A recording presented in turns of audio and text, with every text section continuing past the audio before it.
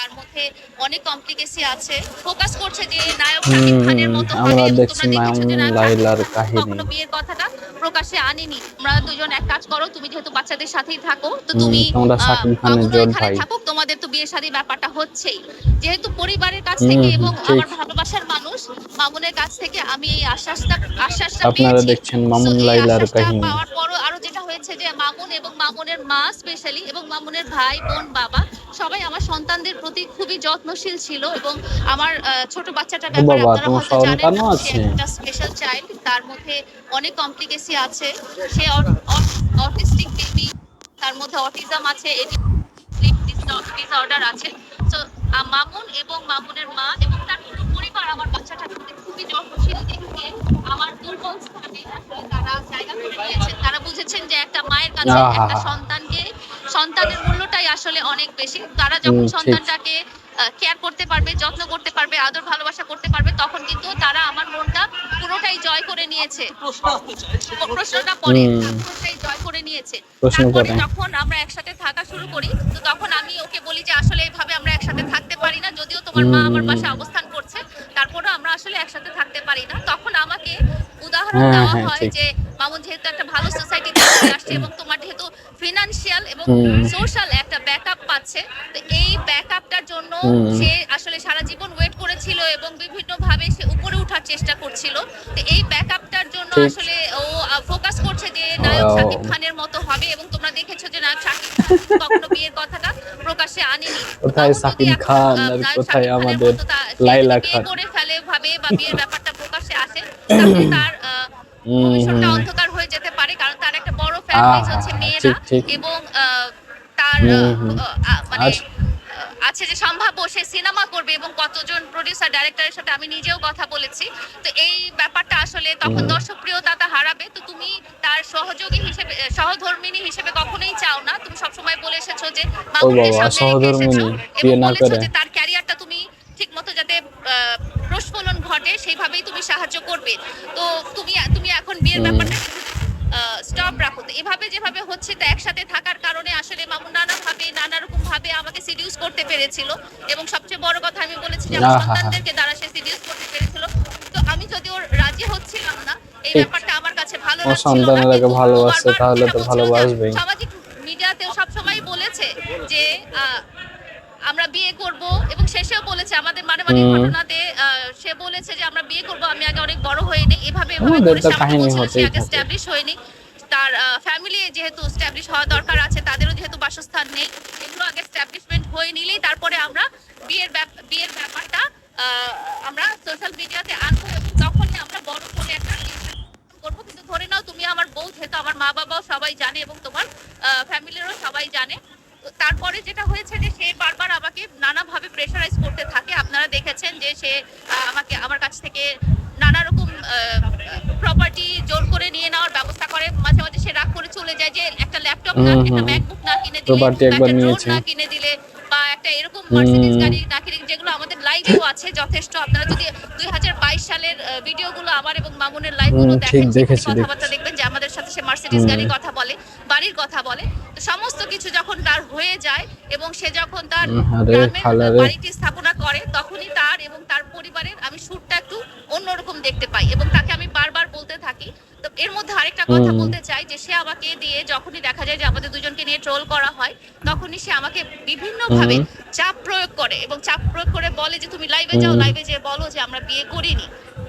এই কথাটা সে আমাকে দিয়ে বারবার ঠিক। প্রায় 10টা 15টা অনেকবার সে লাইভ করিয়েছে যে আমরা বিয়ে করিনি, এই কথাটা তুমি বারবার বলো। কিন্তু আমরা যে সোসাইটিতে থাকছি সেখানে আমরা অবস্থান করেছিলাম একসাথে। মামুন শুধু মামুনই ছিল না, মামুনের আম্মু ছিল, অনেক সময় মামুনের বাবা ছিল, আচ্ছা মামুনের ভাই আচ্ছা। ছিল, মামুনের বোন ছিল এবং আর এমনকি মামুনের খালাও ছিল। তো বাহ। শুধু এটা না, আমরা যখন মামুনের থাকার ভাড়া বাসার কাছে যাই, মামুনের আম্মু আমাকে ভাড়াটে বা বাড়িওয়ালা বা সবাইকে আমাকে মামুনের স্ত্রী হিসেবে পরিচয় করিয়ে দেয় এবং মামুনের যেসব আত্মীয় স্বজন বাহ। আছে, আমরা রাঙামাটিতেও মামুনের নানু বাড়ি বা মামার বাড়ি খালার বাড়ি গেছিলাম, সেখানে সবখানেই মামা আমাদের খালা সবার আমাকে বাড়ি এবং চলে মামুনকে যায়, হাজবেন্ড হ্যাঁ ওয়াইফ হিসেবে ভালো তো। পরিচয় করিয়ে দেয়। তারপরে যখন গ্রামের বাড়িটা হলো, গ্রামের বাড়িতেও উনি সবার হ্যাঁ। কাছে আমাকে মামুনের ওয়াইফ হিসেবে পরিচয় করিয়ে দেয়।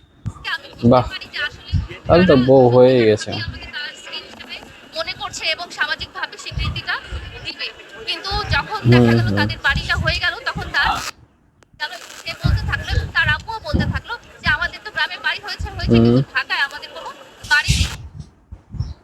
বায়না ধরে এবং সে আমার বাড়িটা তার নামে লিখে দিতে বলে।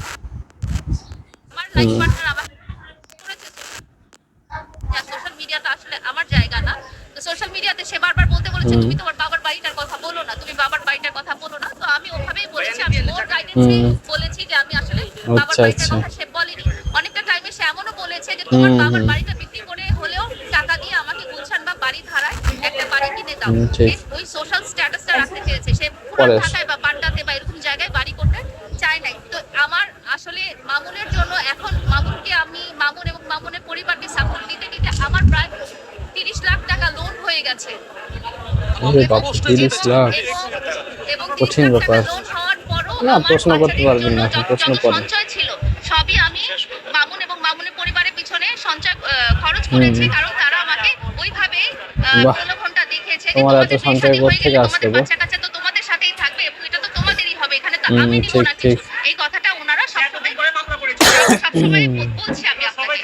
হ্যাঁ, আমি একটু কষ্টে পড়বে যাই, প্রশ্ন করবে যাই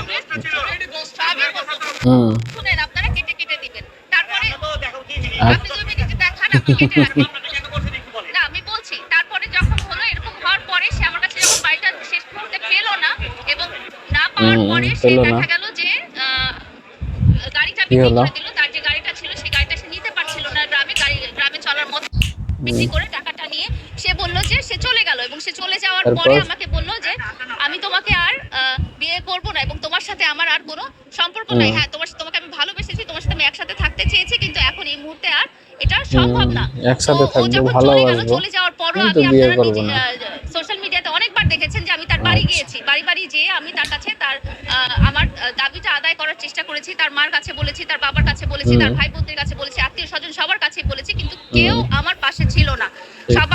সবাই যেটা বলেছে সেটা বলেছে যে তোমাকে এখন আমাদের আর দরকার নেই, কারণ মামুন এখন নিজে এস্টাবলিশ হয়ে গেছে এবং ওকে এস্টাবলিশ করার মতো ব্যাকআপ দেওয়ার জন্য একজন পাওয়া গেছে যে মামুনকে ফিউচারে বিজনেস করিয়ে দিবে এবং তাকে দাঁড় করিয়ে দিবে। সো পরবর্তীতে যখন আমি ওই ভদ্রলোকের সাথে যোগাযোগ করি তখন উনি বলেন যে দেখো তোমাদের তো বয়সের ডিফারেন্স আছে, এই আছে সেই আছে, মামুন তো এখন অল্প বয়সী মেয়েকে বিয়ে করবে, তোমাকে কেন বিয়ে করবে, ওর তো এখন কিছু নাই, ও তো সবই আছে, ও তো এস্টাবলিশ হয়ে গেছে। তো মামুনের সাথে আমি নানা রকম যোগাযোগ করার চেষ্টা করি। গত 3 মাস থেকে মামুন এবং মামুনের আব্বু আম্মু বা ভাই বোন সবার ফোনটাই আমার কাছে ব্লক ছিল। পরবর্তীতে মামলা আপোষ করার জন্য মামুন যখন আমাকে চাপ প্রয়োগ করে তখন একটা ফোন ওপেন করে। তো এখন আপনাদের কাছে প্রশ্ন হতে পারে যে আমি এত মাস পরে কেন আমি মামলাটা করলাম এবং আরেকটা হ্যাঁ তারপরে এত মাস পরে কেন মামলাটা করলাম এটা আপনারা জানতে চাচ্ছেন। হ্যাঁ, বলেন।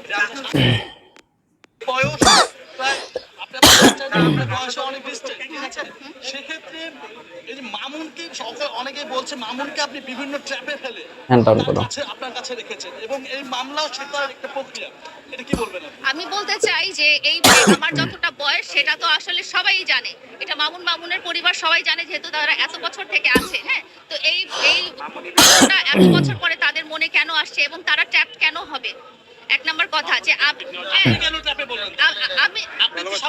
আমি তো বলেছি আপনাকে যেহেতু আমাকে ওনা আমার সন্তানদেরকে দিয়ে এবং আমার যে অবস্থানটা ছিল সেই অবস্থানটা ক্রিয়েট করে তারা আমাকে এভাবে করে দিয়েছে। এখানে আমি কেন ভিডিওতে আনবো, তারা তো সোশ্যাল মিডিয়ার পার্সন না এবং বলেছে আমার বাচ্চাটা অসুস্থ না, আমরা এনজয় কেন করব? হলো যে আপনারা সামাজিকভাবে বিবাহ বন্ধনে আবদ্ধ না হয়ে একই সাথে থাকলেন, সমাজের কাছে ভাই সমাজের কাছে আপনাদের কোনো দায়বদ্ধতা ছিল কিনা এবং এখন যে আবার আপনি ধর্ষণ মামলা করলেন আসলে সমাজের কাছে আপনাদের কোনো দায়বদ্ধতার কোনো জায়গা আছে কিনা? আমি এই মামলাটা আসলে একেবারে লাস্ট মোমেন্টে করেছি, এটা আমি কখনোই করতে চাইনি এবং যখন দেখেছি যে কমিটমেন্টটা তার প্রতিশ্রুতি এবং সমস্ত কিছু তারা একেবারেই আমাকে 4টা বছর তারা আমাকে ইউজ করেছে এত বছর। মামুনের 2021 সাল বা 20 সালের আপনারা ভিডিও দেখেছেন, মামুনের অবস্থান দেখেছেন, মামুনের পরিবারের অবস্থান দেখেছেন, তাহলে আপনারা এত বছর কেন মনে করতে পারছেন না যে মামুন আমাকে ব্যবহার করেছে ফিনান্সিয়ালি এবং সামাজিকভাবে? সেটা কেন বলছেন না? হয়েছে ঠিক আছে, তাহলে তো ঠিক 3 বছর পরে আমি তো ব্যবহার করেছি কারণ এখানে আমাকে একটা প্রতিশ্রুতি দেওয়া হয়েছে আর আমি তো ওকে ভালোবাসি, এই কথাটা তো আমি বলেছি। সম্পর্কে কি আসলে সংসার করা যায়? ভালোবাসার আমাদের দেশের কারণে। প্রচলিত আইন কি এটা বলে? ভালোবাসায় তো সংসার করছে। আমাকে একটা কমিটমেন্ট দেওয়া হয়েছে। আপনাদেরকে যেটা বলেছি যে Commitment এর আমাদেরকে কি আছে? কমিটমেন্ট দেওয়া হয়েছে, বিয়ে এই না করে? কমিটমেন্টের জন্যই থাকা। এই এই কমিটমেন্ট না থাকলে commitment-এর কিন্তু এই কোনো কিছু? মামলাটাও আসতো না।